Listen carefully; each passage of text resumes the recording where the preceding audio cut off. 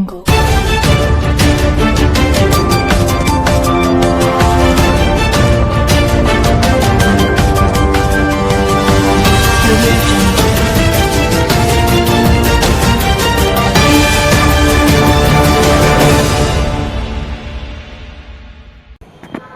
To Kaleshwaram TV. Jayashankar Bhupalpally జిల్లా పలిమెల మండలంలోని పంకెన గ్రామ సర్పంచ్ పాగే వైకుంఠం కాళేశ్వరం టీవీతో మాట్లాడుతూ పలు సమస్యలను వివరించారు. పైలట్ ప్రాజెక్ట్ కింద 155 ఇందిరమ్మ ఇండ్లు మంజూరైనవి. పనులు శరవేగంగా నడుస్తున్నవి. గ్రామ ప్రజలు నా దృష్టికి తీసుకువచ్చిన ప్రతి సమస్యను ఐటీ మంత్రి దుద్దిళ్ల శ్రీధర్ బాబు దృష్టికి తీసుకువెళ్లి అధికారులతో మాట్లాడి ప్రతి సమస్యకు పరిష్కారం చూపిస్తాను. ఈ కార్యక్రమంలో పంచాయతీ కార్యదర్శి రాంబాబు, ఉప సర్పంచ్ మేకల రాజక్క, వార్డు మెంబర్లు, గ్రామ ప్రజలు తదితరులు పాల్గొన్నారు. అంబేద్కర్ విగ్రహం పంకెనలో ప్రతిష్టాపన చేసుకున్నాం. ఇది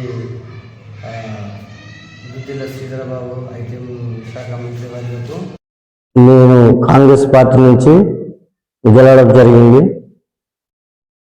దుద్దిళ్ల శ్రీధర్ బాబు మేరకు మాకు చాలా పనులు, మాకు ఇంద్రమ్మ ఇల్లు ఇచ్చిర్రు. మాది పైలట్ ప్రాజెక్టు కింద 150 ఇల్లు ఇచ్చిర్రు. మాకు చాలా గౌరవకారణం. సార్కు అభినందనలు. అలాంటి ముఖ్యంగా మాకు డ్రైనేజీలు లేవు, ప్లస్ రోడ్స్ మొన్న మంజూరైనాయి 5 లక్షల వరకు. అది రోడ్ చేస్తున్నారు. మళ్ళీ స్కూళ్ళ పిల్లలకు కొంచెం అవి టాయిలెట్స్ మంచిగా బాగులేవు.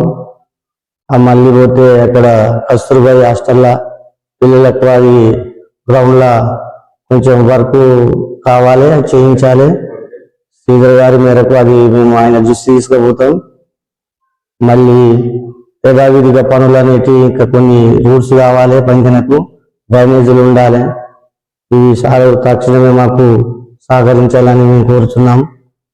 ఇంకా కొన్ని సమస్యలు రోడ్స్ ఉన్నాయి, రోడ్స్లో కావాలి. ఇప్పుడు బయటికి పోవడానికి అంటే పొలాలకు దారి లేక ఇబ్బందులు అవుతున్నాయి. మాకు రోడ్స్లో శాంక్షన్ కావాలి.